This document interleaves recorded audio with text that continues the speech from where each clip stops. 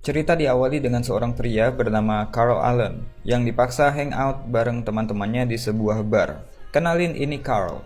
Dan ini best friend forevernya, ada Rooney dan Peter. Peter ngajakin mereka kumpul bareng karena Peter mau ngumumin kalau dia udah ngelamar ceweknya dan sekalian mau kasih tahu kalau mereka mau tunangan. Di bar tersebut, Carl ketemu sama mantan istrinya. Hal itu membuat Carl bete banget.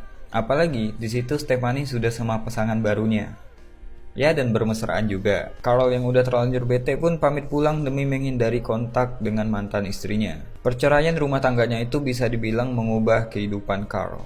Dia jadi suka sendirian, cenderung menghindari teman-temannya, dan malas untuk melakukan apapun selain bekerja dan santai di rumah. Intinya dia selalu mengatakan tidak atau menolak pada semua tawaran, baik itu ajakan nongkrong dari temannya, bahkan di profesinya sebagai analis di sebuah perusahaan penyedia pinjaman modal pun, Carl selalu menolak ajuan kredit kliennya.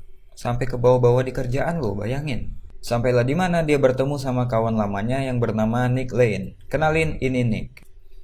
Ketika mereka ngobrol-ngobrol dikit dan berbagi kabar masing-masing, Nick membagi rahasia hidupnya yang membuat dia bergairah dalam menjalani harinya. Dia mengajak Carl untuk pergi ke sebuah seminar. Seperti biasa, Carl menolak tawaran itu, tapi Nick pun memaksa Carl untuk tetap pergi ke seminar Yes tersebut. Hari-hari membosankan Carl pun berlanjut. Dia tetap menolak semua tawaran-tawaran yang datang padanya, dan lebih memilih menghabiskan waktu di rumah menonton DVD. Ketika ia lagi asik nonton, Peter pun menelpon. Tapi Carl seperti biasa mereject panggilan tersebut. Sampai Peter datang ke rumah Carl untuk menunjukkan kekecewaannya karena Carl melupakan hari pertunangan Peter dan Lucy. Peter menyuruh Carl untuk berhenti berbohong demi alasan-alasan yang gak masuk akal. Peter juga menyuruh Carl untuk move on dari Stephanie yang sudah bercerai dengannya. Di malam hari, Carl bermimpi buruk. Dia bermimpi kalau dia akhirnya mati konyol karena hidup sendirian. Ketika dia bangun, tak sengaja dia melihat brosur yang diberikan Nick padanya. Dia pun memutuskan untuk pergi ke seminar Yes tersebut. Ya mungkin untuk sekedar mencari pencerahan walaupun dengan setengah hati. Di acara itu, dia bertemu lagi dengan Nick. Dengan semangat, Nick meyakinkan Carl kalau dia bakal gak nyesal udah datang ke acara ini. By the way, kenalin, ini Terence, pembicara di seminar ini. Ketika acara ini dimulai, Terence mencari pendatang baru atau orang yang pertama kali datang ke seminarnya. Nick pun langsung teriak menunjuk Carl sebagai pendatang baru. Saat Terence berbicara dengannya, Carl merasa apa yang dibicarakan Terence itu ada benarnya. Terence pun mengajak Carl untuk selalu bilang yes pada setiap hal yang datang padanya. Terence menjanjikan akan ada perubahan dalam hidup Carl bila dia melakukan itu. Sepulang dari seminar, ada seorang gelandangan yang menghampiri Carl. Dia minta tolong dianterin ke suatu tempat. Agak ragu pada awalnya, tapi Nick mengingatkan Carl untuk menerima permintaan tersebut, termasuk meminjamkan teleponnya untuk dipakai sama gelandangan itu. Bahkan, ketika gelandangan itu meminjam uang pun, Carl memberikannya. Setelah selesai mengantarkan gelandangan itu, Carl pun pulang ke rumah. Tapi mobilnya kehabisan bensin. Perfect. Ditambah lagi dia nggak bisa menelpon karena baterai HP-nya udah habis dipakai sama gelandangan tadi.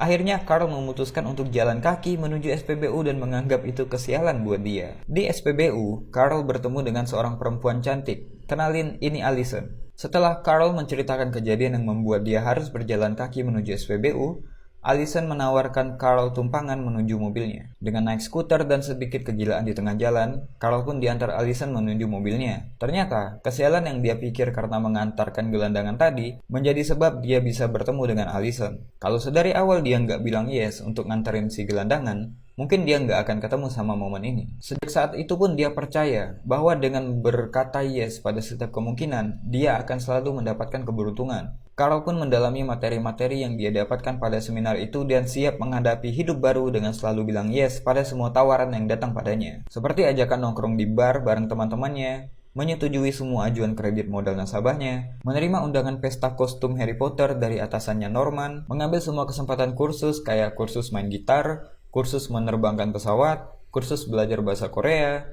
melakukan kegiatan sosial dalam membantu gelandangan, dan dia juga menghadiri tawaran untuk melihat pertunjukan band di sebuah bar. Carl yang jadi yes man merasa nggak percaya karena ternyata band yang sedang ia tonton digawangi sama Allison. cewek yang nebengin Carl pakai skuter pas di SPBU. Carl pun akhirnya ketemu sama Allison. Mereka ngobrol bareng dan mengenalkan diri masing-masing. Karena ketika pertama kali bertemu, mereka belum sempat berkenalan. Allison pun bercerita kalau dia mengajar di kelas jogging fotografi dan mengajak Carl untuk ikut. Otomatis Carl mengiyakan tawaran tersebut karena basically sekarang dia sudah menjadi yes man. Ketika pulang, dia pun menyiapkan diri untuk bangun pagi demi mengikuti kelasnya Allison. Tapi tiba-tiba, Rooney menelpon Carl untuk nongkrong bareng dan Carl pun gak jadi tidur awal. Keesokan harinya, sepulang dari nongkrong bareng Rooney dan Lee, teman barunya, Carl langsung bertemu Allison untuk mengikuti jogging fotografi. Dalam kegiatannya itu, Carl dan Allison makin dekat dan bercerita tentang kehidupan masing-masing. Carl juga mengajak Allison pergi ke pesta kostum Norman, bernyanyi di panggung, dan mereka pun akhirnya resmi menjalani hubungan. Sorry, harus saya blur adegan ini. Keesokan harinya di tempat kerja, Carl dipanggil oleh wakil presiden direktur perusahaan karena ajuan kredit modal yang dia setujui terlalu jauh melebihi rata-rata. Namun ternyata dari ratusan ajuan kredit yang dia setujui, sekitar 90% lebih dari nasabah itu mengikuti pembayaran, yang artinya perusahaan mendapatkan untung yang banyak. Bahkan terbanyak sepanjang sejarah peminjaman kredit modal. Carl pun dipromosikan untuk naik jabatan di perusahaan tempat dia bekerja. Efek positif karena Carl selalu berkata yes ternyata terjadi di banyak situasi. Ketika ia menemani Lucy untuk mempersiapkan acara bridal shower, ia dilayani oleh pegawai toko yang jutek banget. Karena pegawai tokonya tersebut orang Korea, Carl pun mempraktekkan bahasa Korea yang dia pelajari untuk menghibur pegawai toko tersebut sehingga suasana jadi lebih cair. Di situasi lain, ketika ada orang yang mau bunuh diri, Carl melibatkan dirinya untuk menolong orang itu. Dia mempraktekkan permainan gitar yang dia pelajari di kursus untuk menghibur orang yang mau lompat dari kamarnya dengan memainkan lagu yang memotivasi. Karena aksinya ini pun, dia bisa menyelamatkan orang ini.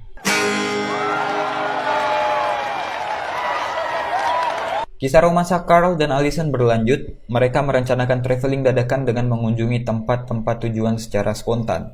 Lewat perjalanan mereka itu, hubungan mereka jadi lebih erat dan setelah perjalanan ini, Allison menawarkan untuk tinggal bersama. Carl pun setuju. Ketika akan memesan tiket pesawat, Carl dan Allison pun ditangkap pihak kepolisian. Carl dituduh membenci Amerika dan membahayakan negaranya karena riwayatnya yang pernah belajar pesawat, belajar bahasa Korea, melakukan perjalanan dadakan, dan lain sebagainya membuat Carl diawasi oleh polisi sebagai terduga teroris. Untungnya Peter yang berprofesi sebagai pengacara menjelaskan pada polisi bahwa Carl sedang mengikuti program yang mengharuskannya berkata yes pada apapun. Allison yang mendengarkan itu pun marah karena dia nggak tahu apa Carl benar-benar mencintainya atau hanya bilang yes karena mengikuti program seminar. Setelah kejadian itu, Allison pun pergi meninggalkan Carl dan menghindari Carl. Di lain waktu, Carl berhasil membuat pesta bridal shower buat Lucy dan Peter dengan mengumpulkan semua orang yang pinjaman modalnya disetujui, termasuk Norman, mantan atasannya. Carl pun menjodohkan Norman dan Sumi. Stephanie yang galau karena berselisih dengan pasangan barunya menghubungi Carl untuk bercerita. Dan karena terbawa suasana, Stephanie mulai merayu Carl. Dan kita bulur lagi adegan ini ya. Dan untuk pertama kalinya setelah dia menjadi yes man, Carl menolak ajakan Stephanie dan berkata no. Karena dia bilang no, dia berpikir dia akan terkena sial. Benar saja, lift yang dinaikinya macet di tengah jalan dan mobilnya juga diderek. Jengah dengan keadaannya, Carl menemui Terence. Tapi cara dia muncul mengagetkan Terence dan mereka pun kecelakaan. Di rumah sakit, Carl yang siuman percaya kesialan yang dia dapatkan adalah karena dia melanggar perjanjian dengan Terence. Tapi Terence yang mendengar hal itu pun mengklarifikasi hal tersebut, bahwa Carl salah dalam menggunakan metodenya. Terence pun menjelaskan lebih lanjut bahwa berkata yes itu hanya untuk membuka diri dan mengawali langkahmu. Berkata yes bukan karena terpaksa, tapi karena kau tahu dalam hatimu bahwa kau ingin mengatakan iya. Carl yang mengerti penjelasan Terence pun langsung ingin menemui Allison untuk menjelaskan hal yang sama. Dia pun bergegas pergi dengan meminjam Ducati milik Lee.